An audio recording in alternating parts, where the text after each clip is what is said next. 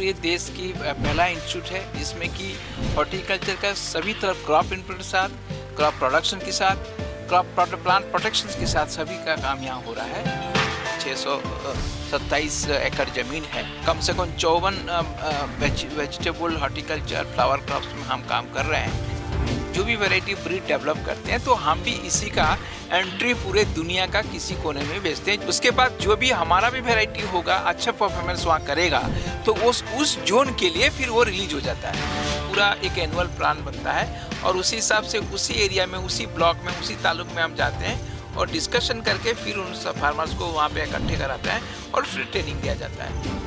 Horticulture में अभी देखा गया है कि देश में लास्ट 10 ईयर्स में 7% ग्रोथ हो रहा है।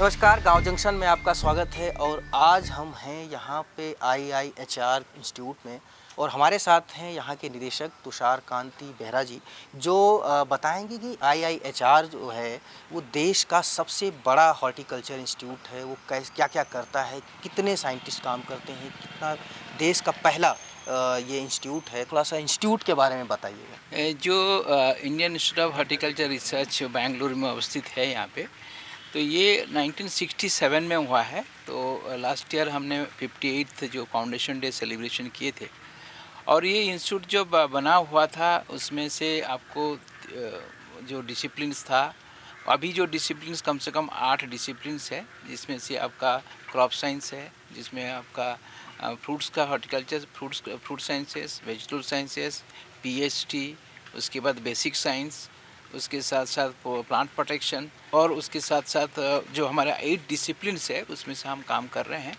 और जो हॉर्टिकल्चर की जब हम बात करते हैं तो ये पूरे देश की पहला इंस्टीट्यूट है जिसमें कि हॉर्टिकल्चर का सभी तरफ क्रॉप इनपुट के साथ, क्रॉप प्रोडक्शन के साथ, प्लांट प्रोटेक्शन के साथ सभी का काम यहाँ हो रहा है। कम से कम हमारे पास 147 साइंटिस्ट अभी है, टोटल स्ट्रेंथ है 154। और हमारे 2 रीजनल स्टेशन है जो कि भुवनेश्वर में एक है जिसको हम central horticulture experimental station Bhubaneswar में है, और सेंट्रल हॉर्टिकल्चर एक्सपेरिमेंटल स्टेशन जो है हमारा चेताली कुर्ग में है। उसके साथ साथ हमारा KVKs है जो कि हम काम करते हैं, जितने हमारे प्रोडक्शन टेक्नोलॉजी हो या क्रॉप इम्प्रूवमेंट वैरायटी डेवलपमेंट हो रहा है या प्लांट प्रोटेक्शन का जो टेक्नोलॉजी डेवलप्ड हो रहा है, ये सभी जो है हमको एक्सटेंशन और फार्मर्स तक पहुंचाने के लिए हमारे साथ जो KVK है वो भी जुड़े हुए हैं और KVK के साथ हम बहुत सारे काम कर रहे हैं। 627 एकड़ ज़मीन है जिससे कि हमारे बहुत सारे क्रॉप है। मैं बताऊंगी कम से कम 54 वेजिटेबल, हॉर्टिकल्चर, फ्लावर क्रॉप्स में हम काम कर रहे हैं। हमारे साथ एक है कि एक्रिप है जो AICRP फ्रूट क्रॉप्स है, ये भी मेन सेंटर यहाँ पे है और जो कि पूरा देश में बहुत सारे सेंटर्स को, हमारे एक्रिप सेंटर्स है फ्रूट्स का, उसको भी हम लोग उसको देख रहे हैं, उनका मॉनिटरिंग कर रहे हैं।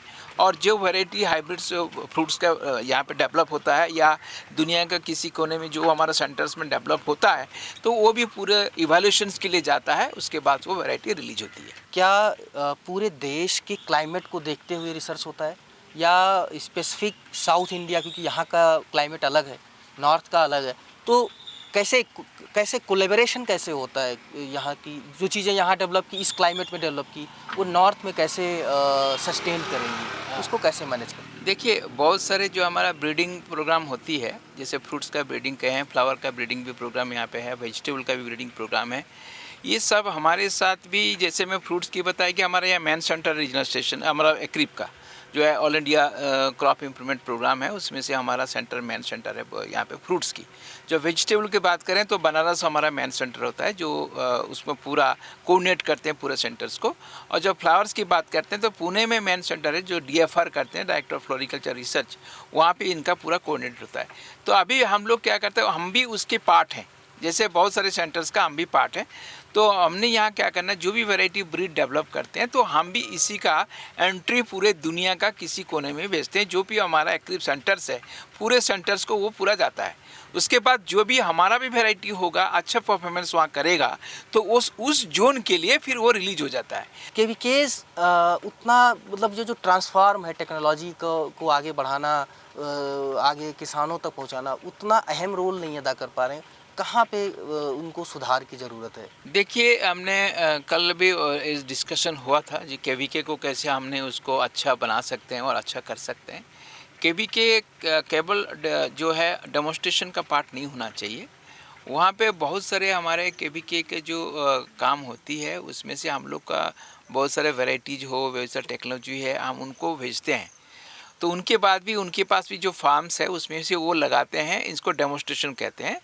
और डेमोन्स्ट्रेशन के साथ साथ फिर उसका वो लोग किसान भाई का खेत में लगाते हैं, जो ऑन फार्म डेमोन्स्ट्रेशन है, एफएलडी है, ये सब वहाँ करते हैं। उसके बाद साथ जो वैरायटी वहाँ पे अच्छा परफॉर्मेंस करती है, तो उसके बाद वो लोग फिर किसान भाई को कहते हैं कि बस इस वैरायटी आपका यहाँ अच्छा परफॉर्मेंस कर रहा है, तो आपको यहाँ पे इसको यूज़ कर सकते हैं, बस उस वैरायटी को। सही से भी टेक्नोलॉजी भी हम लोग जो डेवलप करते हैं, बहुत सारे टेक्नोलॉजी, जैसे बायोपेस्टिसाइड्स का टेक्नोलॉजी हमारे पास है, माइक्रोबियल कंसोर्शियम का हमारे पास है। ये कंसोर्शियम जो चीज़ है, ये पूरा दुनिया में चलता है, उसका कोई ऐसे नहीं है कि कोई पर्टिकुलर रीजन के लिए वो होता है, तो उसको भी वो इस्तेमाल कर सकते हैं। तो केवीके को जो हमने बात कर रहे हैं, तो केवीके में जो प्रोडक्शन सिस्टम होना चाहिए, उसमें प्रॉब्लम क्या है, उनकी जो रेवेन्यू जो उसमें लिए लगता है, वो रेवेन्यू उनको जनरेट नहीं हो पाता है, क्योंकि वो जो केवीके उसमें रेवेन्यू जनरेशन कर सकता है या लाइसेंसिंग करके ज़्यादा प्रोडक्शन करके फार्मर्स को बेच सकता है, वो अपने आत्मनिर्भर होना ज़रूरी है। लोगों तक जानकारी पहुंचाई जाए, इंफॉर्मेशन डिसेमिनेशन का जो एक बहुत अहम किरदार होता है, खास करके गांव के किसानों के जो जो केवीके ही नहीं जाना पाता है, वो आईएचआर क्या जानेगा। हाँ जी, हाँ जी। इसके लिए भी हम लोग का बहुत सारे प्रोग्राम्स हम करते हैं। बीच बीच में हम लोग पूरे फार्मर्स का ट्रेनिंग, उसी ऑन फार्मर्स का फील्ड में जाते हैं और वहाँ पे भी ट्रेनिंग करते हैं। जैसे स्कूल्स है, डिफरेंट अदर स्कूल्स में भी जाते हैं, तो फार्मर्स को वहाँ इकट्ठी करते हैं। हमारे सारे बहुत सारे स्कीम्स हैं, जैसे SC/ST स्कीम्स है, जो SC/ST स्कीम्स है, TSP ट्राइबल का डेवलपमेंट स्कीम है, हमारे पास NES का स्कीम है। तो उसमें से हम लोग क्या करते हैं, पूरे इनपुट्स के साथ हम लोग वहीं 200-400 जो किसान हैं उनको बुलाते हैं। जो SC कैटेगरी है तो SC का करते हैं, जो आपका ट्राइबल ग्रुप है तो ट्राइबल का करते हैं, और NEH में फिर खल। तो हमारा जितना इनपुट्स है वो फिर हम वहाँ ले जाते हैं, फिर वहाँ डेमोन्स्ट्रेट भी करते हैं, उनकी फील्ड में डाल उसको लगाते भी हैं। उसके बाद जो वैरायटी, जो अच्छा टेक्नोलॉजी उनको लगता है, फिर हम यहाँ से भेजते हैं। ये तो हमारा ये हो गया। दूसरा चीज़ है कि जो हमारे हर महीने में जो एक्सटेंशन विंग है, तो ये प्रोग्राम पूरे उनके सेटअप है। तो साल में हमको कहाँ कहाँ कौन सा ट्रेनिंग करना है, कौन सा स्टेट में क्या ट्रेनिंग करना है, ये हमारा पूरा एक एनुअल प्लान बनता है। और उसी हिसाब से उसी एरिया में, उसी ब्लॉक में, उसी ताल्लुक में हम जाते हैं और डिस्कशन करके फिर उन सब फार्मर्स को वहाँ पे इकट्ठे कराते हैं और फिर ट्रेनिंग दिया जाता है। क्या टेक्नोलॉजी का यूज़ करके भी लोगों को ट्रेन किया जा रहा है? हाँ जी, जैसे मैं बता रहा हूँ कि वो आपका आजकल का हिसाब से आपने बहुत सारे ट्रेनिंग, जो ऑनलाइन भी ट्रेनिंग हम कर सकते हैं और मोबाइल बेस्ड भी ट्रेनिंग आपको आना चाहिए। आजकल तो व्हाट्सअप में सबके साथ ग्रुप में भी जोड़ सकते हैं। बहुत सारे ट्रेनिंग जो है, आप बात कर रहे हैं कि जो आपका डिजिटल फ्रेंडली टेक्नोलॉजी आ रही है, उसके साथ भी आगे किसान भाई के लिए इसको यूज़ कर सकते हैं। लेकिन वही है कि आपका जो सिस्टम है, माध्यम है, वो प्रॉपर होना चाहिए। वो हमारे अभी रिसर्च उसमें कर रहे हैं, जो डिजिटल टेक्नोलॉजी की बात कर रहे हैं, तो उसमें इतना ज़्यादा अभी क्लैरिटी नहीं आया हुआ है। तो हम लोग भी इसमें चाह रहे हैं कि उसको डिजिटल टेक्नोलॉजी किसे कर सकते हैं। उसके साथ साथ जो हम खेती में लागत कम करने के लिए हमको क्या करना है, उसके भी हम देख रहे हैं। एक तो ये प्लांट का काम हो गया कि आप ग्रो कर रहे हैं, इसके अलावा किसानों को क्या क्या, या युवाओं को क्या क्या ट्रेनिंग दी जा रही कि उनको ओवरऑल, जैसे चाहे वो फूड प्रोसेसिंग की बात हो या रिसर्च की बात, क्या क्या और काम होता है यहाँ पे? कुछ हमेशा नई चीज़ें क्या क्या आती हैं? हाँ, बहुत अच्छी बात बताया आपने, क्योंकि देखिए इसमें आप अभी हम जो बात कर रहे हैं, हम आत्मनिर्भर की बात कर रहे हैं, स्टार्टअप्स की बात कर रहे हैं, एंटरप्रेन्योरशिप डेवलपमेंट की बात कर रहे हैं। ये जो संस्थान है, हमने बहुत सारे एंटरप्रेन्योरशिप डेवलपमेंट के लिए हमने एंटरप्रेन्योर्स को इनक्यूबेटर्स बनाया जाता है। जैसे कोई बंदा यहाँ पे आएंगे, कोई यंग बच्चा है जिसको पढ़ाई लिखा किया है, जिसको मार्केटिंग का थोड़ा सा नॉलेज है, वो आता है, फिर इसमें से वो आप 6 महीने से 1 साल तक यहाँ पे रुकता है, उसको हम हैंड होल्डिंग करते हैं। जैसे पोस्ट हार्वेस्ट टेक्नोलॉजी की बात कर रहे हैं, आपका जैसे मैंगो का हार्वेस्टिंग सीजन में बहुत सारे मैंगो प्रोडक्शन होता है, तो उसको कैसे वो रख रखाव कर सकता है, उसके साथ साथ उसको कैसे वो प्रोसेसिंग में उसको यूज़ कर सकता है, उसको भी ट्रेनिंग दिया जाता है। तो वो ट्रेनिंग माध्यम से यहाँ सीखता है और अपना खुद करता है, कैसे प्रोसेसिंग करना है, कैसे जूस मेकिंग करना है, क्या आरटीएस बनानी है, बीवरेजेस बनानी है, वो खुद यहीं पे आता है और वो सब कुछ वो अपना करता है, फिर वो लेके आ जाता है। तो ये जो हमारा स्टार्टअप्स ग्रुप्स है, एंटरप्रेन्योरशिप डेवलपमेंट ग्रुप, वो पूरा हर वेबसाइट में हम डाला हुआ है कि कब होता है, पूरे एनुअल का हम प्रोग्राम बना के देते हैं। तो जो भी किसान भाई हैं या उनके बच्चे हैं या वही कोई एंटरप्रेन्योरशिप डेवलपमेंट करना चाहता है, तो वो खुद आते हैं और वहाँ पे 3-4 दिन 5 दिन का जो प्रोग्राम है उसको अटेंड करके फिर आगे जाते हैं।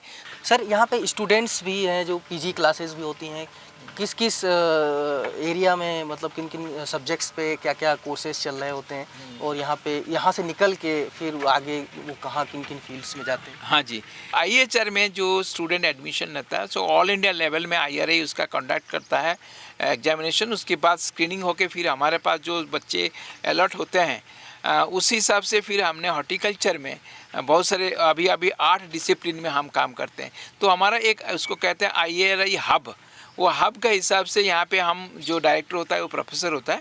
और अभी जो हम बात करें 164 स्टूडेंट्स है, उसमें से आपको 100 करीब आपका जो अभी PhD स्टूडेंट्स है और 64 करीब आपका जो है MSc स्टूडेंट्स है। अभी जो मैं बता रहा हूँ कि बहुत सारे अभी लास्ट ईयर भी हमारे पास से 5 बच्चे जो ARS का सिलेक्शन हुआ साइंटिस्ट रिक्रूटमेंट बोर्ड से, तो आगे सब लोग को जनरली प्लेसमेंट हो जाते हैं। किसान की जो दुर्दशा है या किसान की जो हालात हैं वो उसको अच्छे हों, बेहतर हों, उसके लिए क्या होना चाहिए? मोनोक्रॉपिंग पे जोर दे रहा है, फिर वो बेचने की बात हो रही है, फिर MSP की बात हो रही है।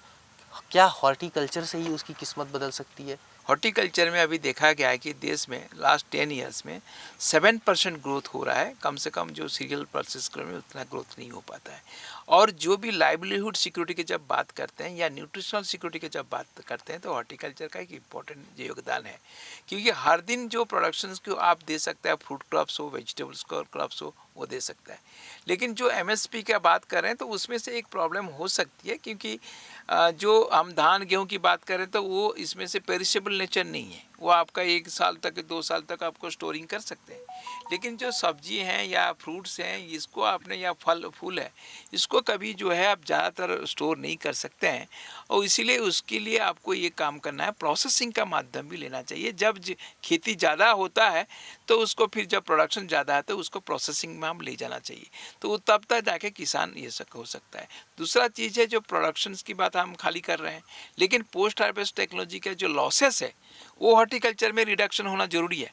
जब रिडक्शन ये हॉर्टिकल्चर में नहीं हो पाएगा, हमसे अभी बात करेंगे 20% कम से कम प्रोडक्शन लॉस हो रही है, तो उसको हॉर्टिकल्चर क्रॉप में जो ये हो रहा है उसको आपको आगे उसको सोचना पड़ेगा।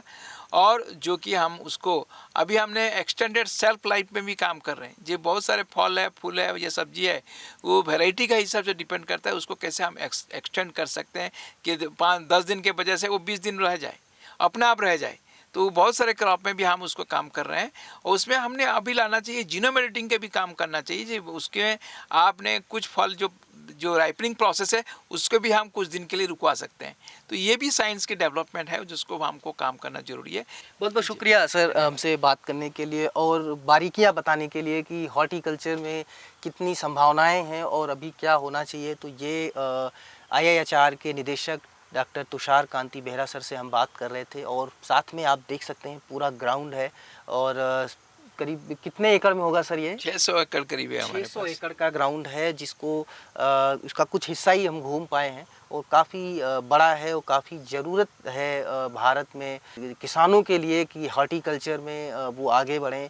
और अगर वो कुछ जानकारी चाहते हैं तो यहाँ से जुड़ भी सकते हैं, क्योंकि यहाँ पे दुनिया जो कई तरीके की जो हर क्लाइमेट के लिए यहाँ पे रिसर्च होती रहती हैं, और काफ़ी ज़रूरी और इनकम बढ़ाने वाली, जो किसानों की आमदनी बढ़ाने की बात है, उसके लिए यहाँ से ट्रेनिंग लेना भी ट्रेनिंग ले सकते हैं और अपनी इनकम बढ़ा सकते हैं। अनीश मिश्रा, गाँव जंक्शन। गाँव जंक्शन को सभी सोशल मीडिया प्लेटफॉर्म्स पर फॉलो करें। व्हाट्सएप चैनल और जीमेल आईडी पर भी संपर्क साध सकते हैं।